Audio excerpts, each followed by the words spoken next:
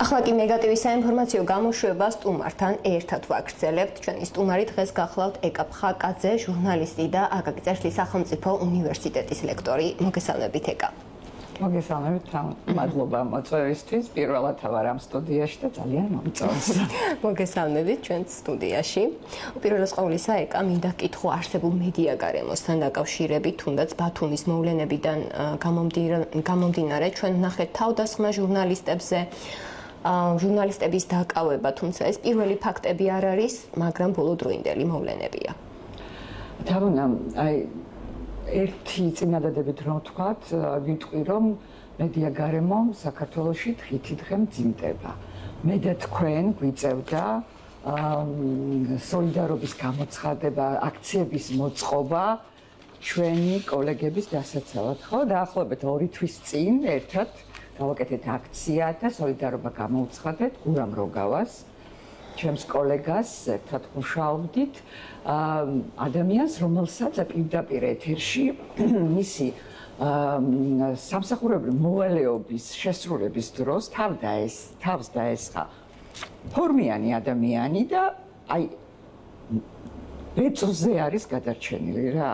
დაასახიჩა შეიძლება ესე ვთქვათ. მართლა ისაოცრად დღესაც გურამს უჭირდება სპეციალური ფიქსატორი. ამიტომ მძიმე ფიზიკური ტრავმაა. მართლა ბეწვზე არის გადარჩენილი. ამის შემდეგ ცოტა ხნის შემდეგ ჩვენ გავაკეთეთ აქცია, სოლიდარობა გამოვცხადეთ მაკა ჩიხლაძეს და მის ოპერატორს პირდაპირ ეთერში, მაკასაც შეიძლება ითქვას, გადარჩენილია სიკვდილს, ხო, ორივე.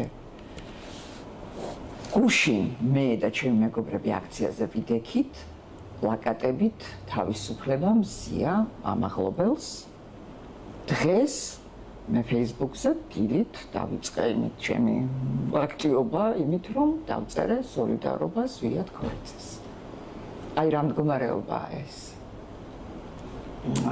დღეს გაფიცვა ქონდა უნივერსიტეტის წინ და იქ ვთქვი რომ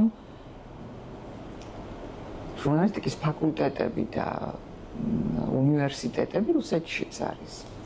იქ იჭერენ და კლავენ ჟურნალისტებს და ახლა ხმის ამომღები ჟურნალისტი არ არსებობს. საქართველოში ასახიჩრებენ, თავს ესხმიან, უკვე იჭერენ ჟურნალისტებს და არავინ დაკავებული არ არის. ზედმეტია ლაპარაკი იმაზე, რომ ვინმე არის პატიმრობაში გაშვებული და რაღაც ჩვენ ვერ ვხედავთ ვერანაირ მოქმედებას მეორე მხრიდან. ეკა, სწორედ ამაზე მინდოდა ჩაკითხვა, რომ მზია ამაღლობელი პოლიციაზე თავდასხმის გამო დააკავეს. თუმცა ამავდროულად არ არიან დაკავებულები ადამიანები, რომლებიც ჟურნალისტებს დაესხნენ თავს. გვაქვს თუ არა? რომლებიც ჩვენ ვიხილეთ პირდაპირ ეთერში. მათ იდენტიფიცირებას, პრობლემა საერთოდ არ ჰქონდა, ხო სწორია? გვაქვს თუ არა საქმე შერჩევით სამართალთან? კუთხით. აპრიორი შერჩევით სამართალთან, უფრო მეტიც. გუშინ სასამართლოზე მზია ამაღლობელმა თქვა, რომ არ გაურბის პასუხისმგებლობას, რომ ისურვებდა პატიმრობის მიღმა ეთანამშრომლა სასამართლოსთან. და ამის შემდეგ ერთ-ერთი საუკეთესო გამოცემის დამფუძნებელს, საოცრად თავისუფალს გამოცემეს, რომელიც ყოველთვის იყო მებრძოლი ყველა ხელისუფლების დროს. ასრულებდა იმ ფუნქციას, რა ფუნქციაც უნდა შეასრულოს მედია. ამხელა დამსახურების ადამიანს, რომელიც გეუბნება, რომ არ გაურბის პასუხისმგებლობას, წინასწარ ორთვიან პატიმრობას უსჯი და ადამიანებს, რომლებიც დავინახეთ, რომ მართლა თავს ესხმოდნენ ჟურნალისტებს, არა მხოლოდ ჟურნალისტებს, აღარ მინდა ლაპარაკი კიდე. სხვა ახალგაზრდებზე და ასე შემდეგ ჩვენ ვერსად ვერ ხედავთ სამართალს. მართლა ყველგან პოლიცია და არსად სამართალი. ეს არაჩვეულებრივი ფრაზა ზუსტად მორგებულია, მე ვფიქრობ, დღევანდელ საქართველოს.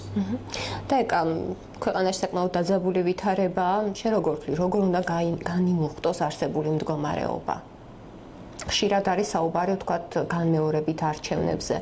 უნდა გათავისუფლდეს რეჟიმის ტყვეები და უნდა დაინიშნოს ახალი არჩევნები. ერთადერთი განმუხტის საშუალება დღევანდელ საქართველოში არის ახალი არჩევნები.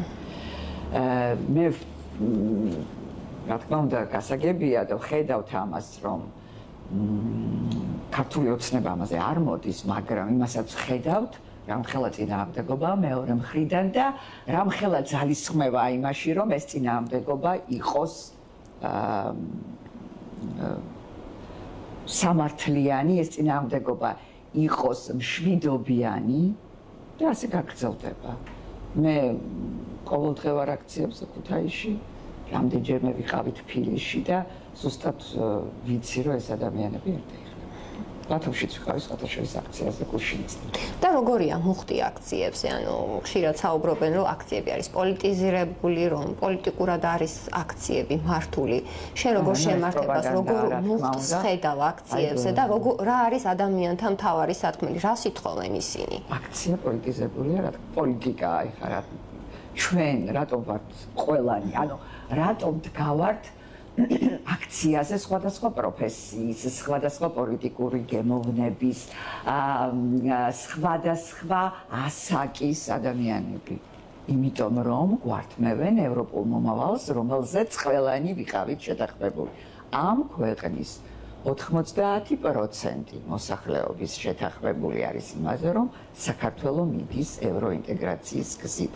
როგორც კი გამოაცხადეს, რომ აჩერებენ ამ ინტეგრაციას. გამოვიდა ხალხი ქუჩაში. ამას კიდე პოლიტიკა და არ ვქვით, კიდე რაღაც ნაციონალური მოძრაობის, ხო ყველას ნაციონალურ მოძრაობას რა ქვია ესე იარლიქს აწებებენ.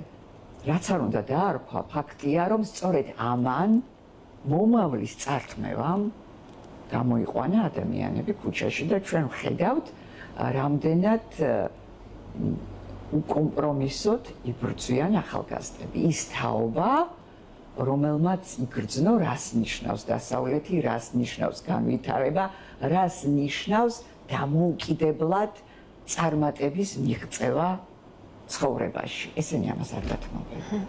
ეს ძალიან ნათლად ჩანს. ამას ვხედავ ჩემ შვილებში, ამას ვხედავ მათ მეგობრებში და ამას ვხედავ იმ აქციებზე, რომლებზეც მე დავდივარ და ამას ვხედავ ახალგაზრდა მსახიობებში, საოცარი რაღაც ხდება ჩვენს ირგვლივ. ეხა ამის უკან დაბრუნება არ გამოდის. მე ასე მგონია და დარწმუნებული ვარ გამარჯვებაში. ეკა, შენი შვილიც დგას აქციაზე და ახალგაზრდების მთავარი სათქმელი რა არის? ის რას გეუბნება, რას უხთ ახალგაზრდებს? იცით, დღესაც იყო თბილისში აქციაზე და ვნახე, რომ ერთ-ერთ ტელევიზიაში მიუწია უფროს ბიჭს კომენტარი და ის ამბობს, რომ ჩვენც არ მოგვწონსო ეს რასაც ვაკეთებთ. მაგრამ სხვა გამოსავალი არ აქვს, იმიტომ რომ არ გვინდა ამ სიგიჟეში მოხვედრა, არ გვინდა ამ საბჭოთა კავშირში დაბრუნება უკან, რომელზეც გვიყვებიანო. გვინდა განვითარება. ანუ თავარი სიტყვა, რომელიც მე დავიჭირე, პირველად არ არის, როცა უსმენ, როგორ აძლევს ინტერვიუს. და ის ყოველ ჯერზე იმეორებს ამ სიტყვას, ჩვენ გვინდა განვითარება და მე ვხედავ, რომ ისინი ერთად, ანუ მათ პროფესია კი არ მიიღეს და დამშვიდნენ და სამსახურები იპოვეს. არა, ისინი ვითარდებიან. რატო? იმიტომ რომ ეს არის ერთ-ერთი დასავლური ღირებულება. არ გაჩერდე ერთ ადგილზე, იმუშაო შენ თავზე და იზრუნო ქვეყანაზე, შენი თავის განვითარებაზე, ქვეყნის განვითარებაზე. საოცარი ახალგაზრდები მოდიან. აი როგორ გითხრათ, არ მეგონა თქო ვერ გეტყვით, იმიტომ რომ სულ მაქვს ურთიერთობა სტუდენტებთან და არ ვწყვეტ ხოლმე, ხო? აი ეს დიდად ვერ ვცნობ ხოლმე დიდ უფსკულს, იმიტომ რომ ეს ურთიერთობა რო გაქვს, რაღაც შენს გონია, რომ უფრო ახალგაზრდა ხარ. მაგრამ თქო ასეთი უშიშრები თუ იყვნენ, არ მეკონა. რაღაც სხვა დამაჯერებლობა აქვთ ჩვენგან სხვარიხი. ხო. და მე დარწმუნებული ვარ, ეს არის იმ განათლების გამო, რომელიც მათ მიიღეს და იმ პერსპექტივების გამო, რომელიც განათლების რეფორმა, რომელიც ჩვენ დიდად არ მოგწონს, იმიტომ რომ რაღაც ბევრი კრიტიკული აზრი გვაქვს, მიუხედავად ამისა, ამ განათლების რეფორმამ მათ დიდი პერსპექტივები გაუხსნა, მათ ჰქონდათ თუნდაც ეს ერასმუსის პროგრამები, რომ ისინი მიდიოდნენ საზღვარგარეთ დაფინანსებით, რამდენია. სხვათა შორის იყო ესეთი საუბარი ერთ-ერთ ასეთ ახალგაზრდების ჯგუფთან და თქვენ რა პრობლემა გაქვთ თქო უთხარით რომ ნებისმიერ დროს შეგიძლიათ წახვიდეთ იმიტომ რომ ახლაც კი აქედან უცხოეთზე მუშაობენ ონლაინ და არა რატომ და წავიდეთ თუ არ გვინდა ჩვენ გვინდა აქ ცხოვრება ეს ნიშნავს იმას რომ მათ შეუძლიათ წასვლა რომ მათ წასვლა უნდა და არა მათ უნდათ ცხოვრება კარგად ცხოვრება თავის ქვეყანაში და ძალიან დიდი იმედი მაქვს რომ ამას მიაღწევენ ჩვენც უნდა დავეხმაროთ მიუხედავად იმისა, რომ ბიძინა ივანიშვილმა ურჩიათ არა მარტო ახალგაზრდებს, ზოგადად საქართველოს მოქალაქეებს მოუწოდა კიდეც უცხოეთში წასვლისკენ, რადგან აქ შესაბამის ანაზღაურებას და შესაბამის სამსახურს ვერ მიიღებდნენ. ზოგადად ძალიან დიდ შეცდომებს უშვებს ქართული ოცნება. ყოველდღიურად. ადრეც უშვებდა, თუმცა ნაკლები ანალიზი მოყვებოდა ამას, ახლა ვფიქრობ, რომ საზოგადოება უფრო აანალიზებს. ნებისმიერ შემთხვევაში ამდენი ხნით ერთი პარტია, ერთი პოლიტიკური ძალა იყოს ქვეყნის სათავეში და ბოლოს მიიყვანოს ქვეყანა იქამდე, რომ მთავარი მიზანი წაართვას, არ მგონი ეს ვინმეზე პატიოს და არც მაგათ არ პატიება დამაშტარდება. ერთ-ერთ გამოსავლად მიიჩნევა განმეორებითი არჩევნები, შენ ახსენე კიდეც ახალი განმეორებითი. და ერთ-ერთ არა, მე მგონი ერთადერთ. მე ვიწყოდი ერთადერთ გამოსავალ. და როგორ თვლი, ან ჩვენ გამოკითხვებს ვატარებთ ხოლმე და ერთ-ერთმა ახსენა რომ ერთ-ერთმა მოქალაქემ ახსენა რომ თუ კი იგივე მეთოდოლოგიით, იგივე ვთქვათ CESCO-ს მიერ ჩატარდება კვლავ არჩევნები, იგივე შედეგს მივიღებთ. შენი აზრით, როგორ უნდა მოვახდინოთ ამ ყველაფრის ორგანიზება? მიცით, მე ველოდები ამაზე პასუხს. აი, ამაზე პასუხს ველოდები სარომე ჟურაბიშვილისაგან და პოლიტიკური სპექტრისგან. ეხლა ჩვენ ესე თლიანად ვერ ვიტყვით, პოლიტიკოსები ხო ეხლა ასე თუ ისე ესეთი შეგრძნება არის, რომ გარიყულები არიან დაუშვათ ბრძოლის ველიდან, თუმცა იქ დგანან, მაგრამ არ აქვთ პრიორიტეტული ასე რომ ვთქვათ, ხელმძღვანელობა ხელში. მაგრამ არის საკითხები, რაზეც პოლიტიკოსებმა უნდა გასცენ პასუხი. და მე ძალიან დიდ დღესაც გქონდათ მე მგონი შეხვედრა აი 4 ოპოზიციურ პარტიას ერთმანეთთან. მე დიდი იმედი მაქვს რომ ისინი ამაზე მსჯელობენ. მე რა თქმა უნდა არ შეიძლება იგივე შემადგენლობით რაღაცა უნდა ჩამოყალიბდეს. რაღაცა ეხლა ქართულმა ოცნებამ თუ ჩაატარა ეს არჩევნები, მაინც მგონია რომ ესე ადვილად უკვე აღარ გამოვა ის რაც გამოუვიდათ, მაგრამ მაინც ვფიქრობ რომ რაღაცა სქემა გასაწერია, ან უკვე გაწერილი აქვს, არ ვიცი და ჩვენ ამის შესახებ უნდა ვიცოდეთ და ველოდები ამას სწორედ პოლიტიკური სპექტრისგან. აი ამისთვის გვჭირდება პოლიტიკოსები, რომ გვითხრან ხვალ რომ დაინიშნოს არჩევნები, ეს არჩევნები როგორ უნდა ჩატარდეს, ვინ უნდა ჩაატაროს, რამდენ ხანში, როგორი იქნება კომისიები, რა უნდა მოხდეს, არის თუ არა ამისთვის საჭირო ცვლილება საარჩევნო, ყველაფერი, ამაზე მე პასუხი არ მაქვს, ამაზე მე ვერი პასუხს პოლიტიკოსების. და ეგ ასე უნდა გკითხო, რომ საზოგადოების დაყოფასთან ერთად პოლიტიკის დაყოფილია თვითონ მედია გარემო, სამწუხაროდ პოლარიზებულია მედია გარემო, ჩვენ რადიკალურად განსხვავებულ მედია მხარეებს ვხედავ. შენ როგორ თვლი, ეს რამდენად ახდენს გავლენას საზოგადოებაზე და როგორ უნდა დარეგულირდეს? ან დარეგულირება სჭირდება თუ არა საერთოდ? ქვეყანაში უნდა ჩატარდეს ახალი არჩევნები. ის რომ სხვადასხვა ტიპის მედია იქნება, მე არ ვამბობ, რომ დღეს ნორმალურია ის სიტუაცია, მაგრამ ის რომ დაუშვათ არ იქნება მხოლოდ ერთი ტიპის მედია და ვიღაცებს ეკნებათ რაღაცა თავისი პოლიტიკური რაღაც სარედაქციო პოლიტიკა, რომელიც შეიძლება იყოს მიმართული რომელიღაცა პოლიტიკურ ჯგუფებზე, ეს ჩვეულებრივი ამბავია და ჩვენს გვჭირდება მედიებრივი პლურალიზმი საერთოდ, მაგრამ ის რაც ხდება დღეს საქართველოში არ არის ნორმალური. ეს უფრო პროპაგანდასთან აქვს საქმე, ვიდრე მეორე სხვა მედიასთან, მე ასე ვთვლი.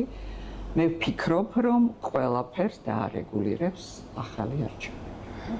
სხვა გამოსავალს მე ვერ ხედავ. რომ არა ის, რაშიც ვართ, არც ეს შედეგი გვექნებოდა. ასე რომ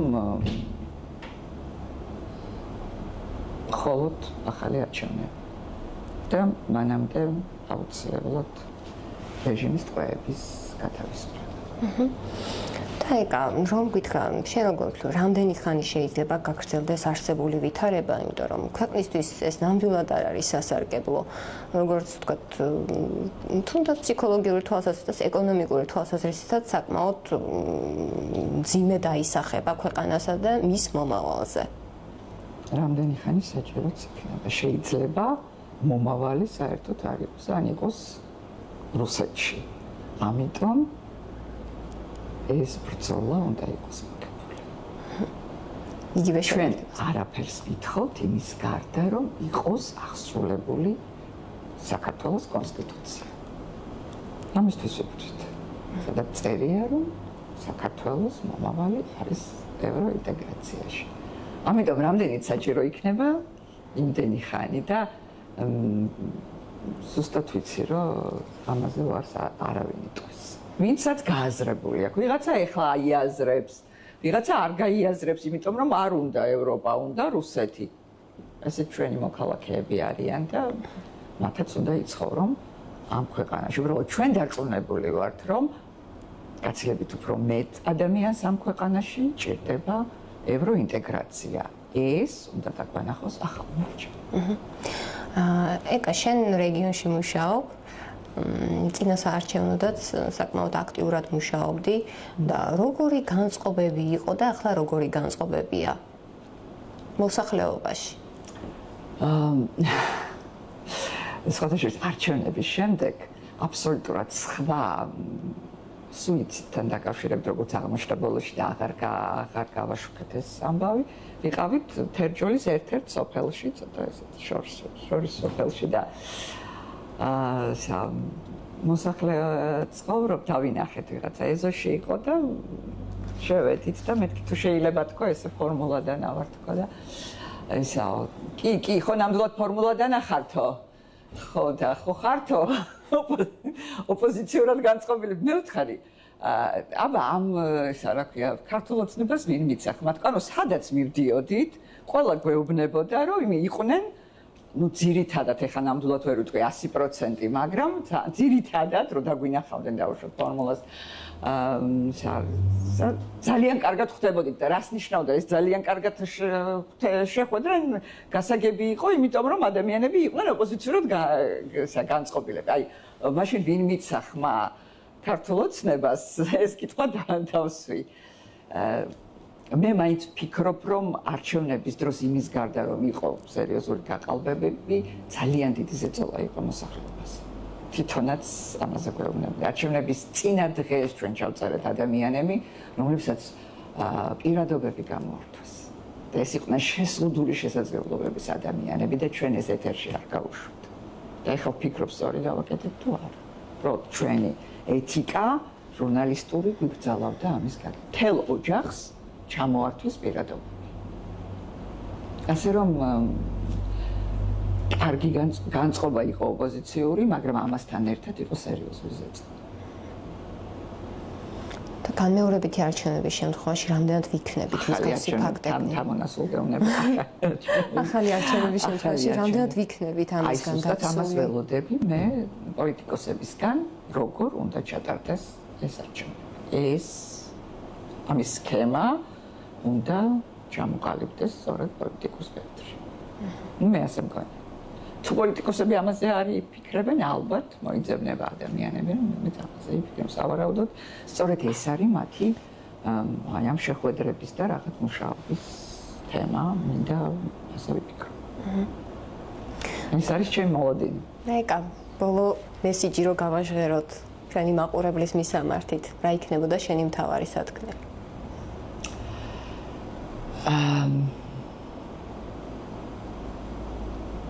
მე მინდა რომ ვისაც შეუძლია გამოვიდეს და დააფიქსიროს თავისი აზრი, ვისაც არ შეუძლია მან ეცადოს მომავალ არჩევნებს, რომელიც აუცილებლად იქნება, ახალი არჩევნები მივიდეს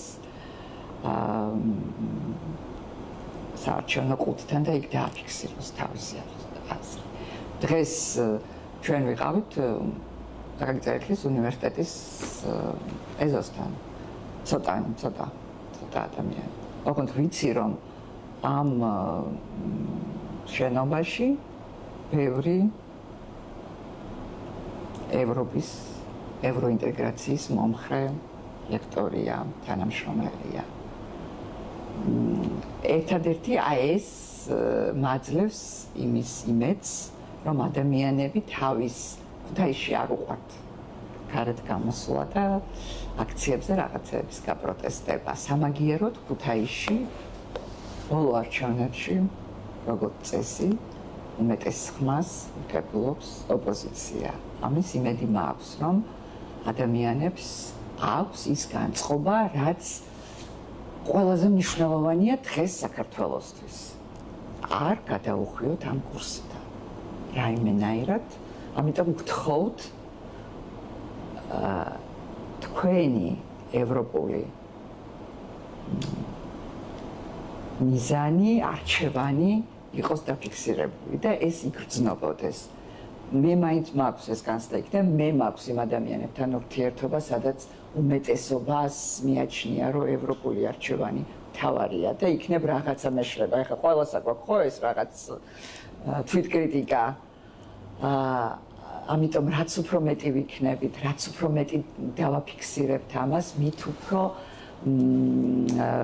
უფრო ნაკლებად შეეშინდება ადამიანებს თავისი აზრის გამოხატვა, სამსახურის დაკარგვა და ასე შემდეგ. ყველას ვერ გაათავისუფლებენ ისტორია.